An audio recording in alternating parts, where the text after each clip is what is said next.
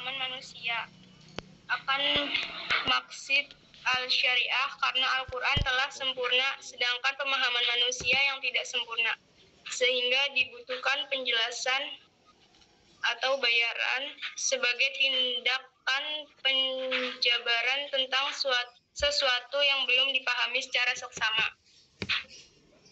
Kuliah. Pengertian Al-Quran. Al-Quran secara bahasa berasal dari kata Namanya apa, Pak? Google.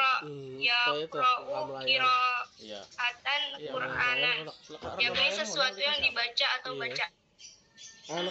Recorder. Kalamu yang ditentukan kepada Nabi Alaihi Wasallam dan sampai kepada kita secara mutawatir serta tertulis di dalam mushaf, melainkan yang dibaca secara lisan berdasarkan kemampuan hafalan. Apalagi pada era teknologi saat ini, Al-Quran tidak hanya berwujud mushaf yang tertulis, melainkan juga berbentuk digital, compact disc dan audio atau rekaman. Selain sebagai firman Allah kepada Nabi Shallallahu Alaihi Wasallam, Al-Quran juga sebagai mukjizat daripada Nabi Shallallahu Alaihi Wasallam. Mukjizat sendiri berarti sesuatu yang melemahkan atau perkara yang keluar dari kebiasaan atau amru khairuj. Naskah sih. Turunnya Al-Quran tidaklah sekali dalam bentuk mushaf yang terdapat pada saat ini, melainkan Al-Quran turun secara periodik atau bertahap. Tujuan dari turunnya yang bertahap ini dimaksud agar memperbaiki umat manusia, diantaranya sebagai penjelas kabar gembira, seruan, sanggahan terhadap musyrikin, teguran, dan juga ancaman. Jadi penjelasan kita di slide. Nanti kan kita share screen. Nama dan sifat-sifat Al-Quran. Jadi penjelasan kita share ada screen. Beberapa nama yang disandarkan terhadap Al-Quran, yaitu Al-Quran kan aku pakai PowerPoint atau bacaan yang terus kan share screen dong ya, bocah. Yang kedua ada Al-Furqan atau pembeda. Yang ketiga ada Alkitab atau buku. Dan yang keempat ada Al-Zikir atau pemberi peringatan. Yang kelima ada At-Tanzil atau yang diturunkan. Demikianlah nama-nama lain dari Al-Quran yang populer di kalangan para ulama. Dari sekian nama-nama yang dinisbahkan terhadap Al-Quran, semuanya itu berasal dari firman-firman Allah Subhanahu wa Ta'ala yang terdapat di dalam Al-Quran itu sendiri. Selain nama-nama di atas, juga ada sifat-sifat dari Al-Quran sebagaimana berikut. 1. An-Nur. Yang kedua Huda Syifa, Rahmah, Mauziah. Dan yang ketiga Bashir Nazir. Berbayar.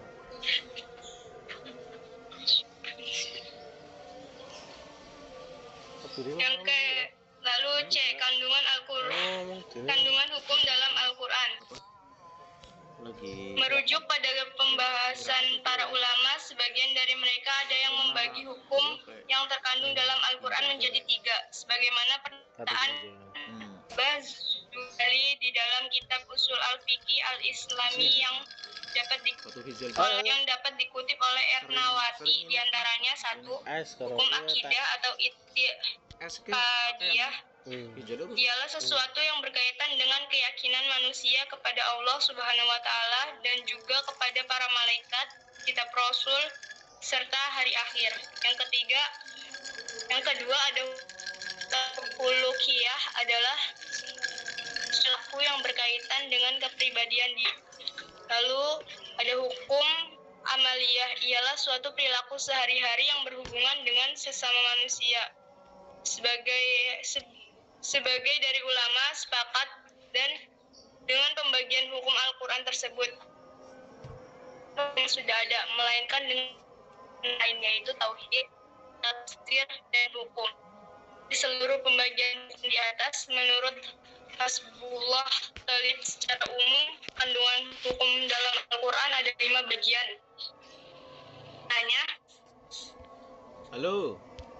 Pertama, masalah maaf ya Pak, tadi lagi ada al-i'tiqadiyah atau suatu berorientasi pada keimanan dan keyakinan.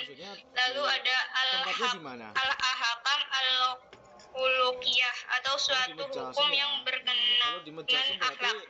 Yang ketiga Insya Allah besok sore barangkali nanti saya bareng sama tim yang kemarin.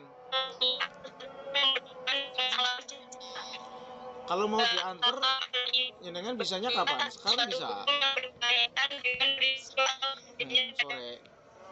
Saya sih masih ke kampus. Jangan sekarang. Ini saya lagi di luar. Paling nanti planningnya mungkin sekitar 4:30 gimana? Selanjutnya, cara Al-Quran menjelaskan ayat-ayat hukum. Al-Quran merupakan sumber hukum Islam yang sifatnya umum. Iya, 4:30 sudah. Maka sebagian besar hukum yang dijelaskan bersifat global dan hanya beberapa yang bersifat mendetail. Secara garis besar, penjelasan hukum oleh Al-Quran terdiri 3 cara, sebagaimana berikut. 1. Ijmali atau global. Penjelasan Al-Quran bersifat umum, sedangkan sunnah Nabi yang nantinya bisa coba. Mendetail. Sebagaimana perintah mendirikan. Iya. Siap, oke. Sami-sami. Makna Subhanahu wa ta'ala berfirman, dirikanlah sholat. Surat Al-Baqarah ayat 43. Ayat tersebut merupakan perintah untuk mendirikan sholat. Tidak ada penjelasan mengenai tata cara dan waktu pelaksanaannya. Maka disinilah sunnah Nabi berperan adanya. Sholatlah kalian sebagaimana kalian melihat aku sholat. Shollallahu kama ra'aitamuni usolli. Lalu yang kedua, ada tafsir atau terperinci. Al-Quran memaparkan hukum-hukum secara terperinci dan disertai penjelasan yang mendetail. Adapun sunnah Nabi menjadi penguat bagi penjelasan Al-Quran tersebut. Contohnya hukum waris, tata cara dan hitungan di dalam tahalak, mahram atau orang yang haram untuk dinikahi, tata cara li'an atau saling melaknat antara suami dan istri, dan penempatan hukum dalam kasus pidana hudud. Ketiga, ada isyara atau isyarat. Penjelasan Al-Quran hanya sebatas pokok hukum baik secara isyarat maupun secara ungkapan langsung. Adapun sunnah Nabi memberikan penjelasan hukum yang terkandung dalam pokok bahasaan tersebut secara terperinci sebagai contoh firman Allah Subhanahu wa ta'ala.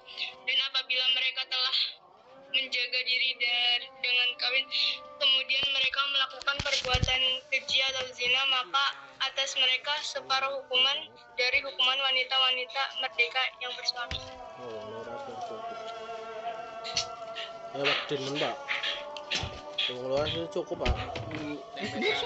Pada ayat tersebut memberikan isyarat hukuman yang berlaku budak atau hamba sahaya, yakni setengah dari besarnya hukuman yang ditimpalkan kepada orang merdeka, baik hukuman pidana maupun hak-hak berkaitan dengannya. Demikian muatan hukum yang dijelaskan oleh Al-Quran dengan sifat yang beragam. Dan selanjutnya sesi tanya jawab, barangkali ada yang ingin ditanyakan, kita diskusikan. Silakan diskusi ya. Jangan lama-lama, tanyanya sedang direkam soalnya.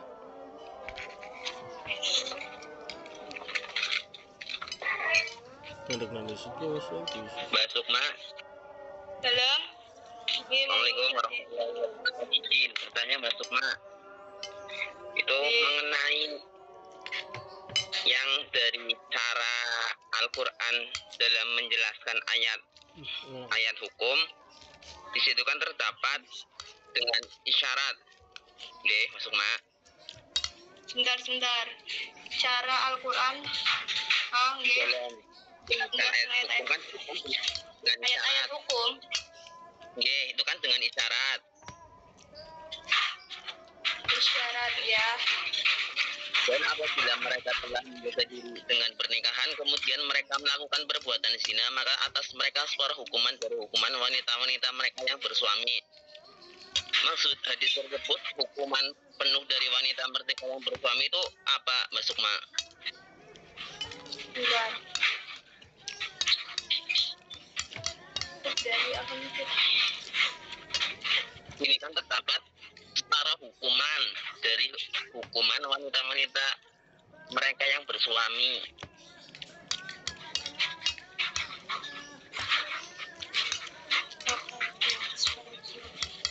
Betul, Mak? Iya. Berarti hukuman penuh dari wanita mereka yang bersuami itu apa ya? Keseluruhannya hukumannya.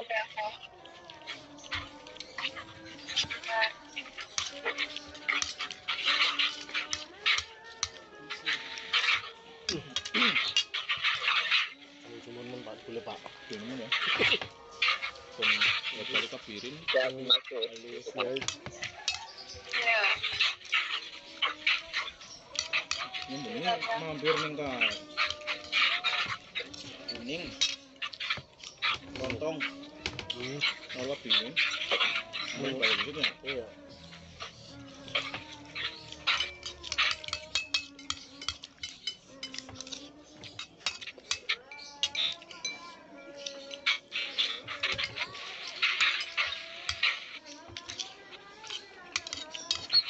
Campur masuk, Mak.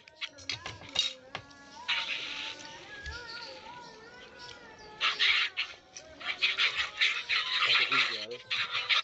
Orang langsung ditok kenapa? Terus Marah. Sampai tahu. tahu ngorok.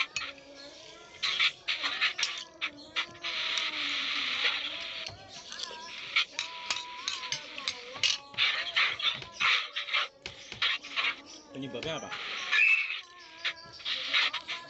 Pola minum. Kalau minum. Minum es Minum teh. kemasan. Kemasan. Bener. Adine nyombe ya kemasan Picola. Di zamannya rame-ramene Picola ya, Pak. Ya enggak, Pak. Bar bojo. Burung doyan es burung doyan apa banyu sumur Ya.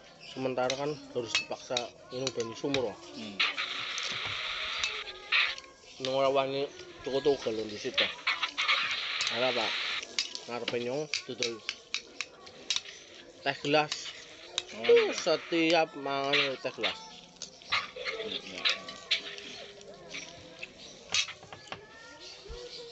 tapi Besok, Pak. pertamanya Masih buka pertanyaan. nyong orang ngerti apa ya boleh kena Ya, ngono Mas. Ya. Kemarin ada Pak kenapa? kue tok nak Nang ndi? pertama di USG di situ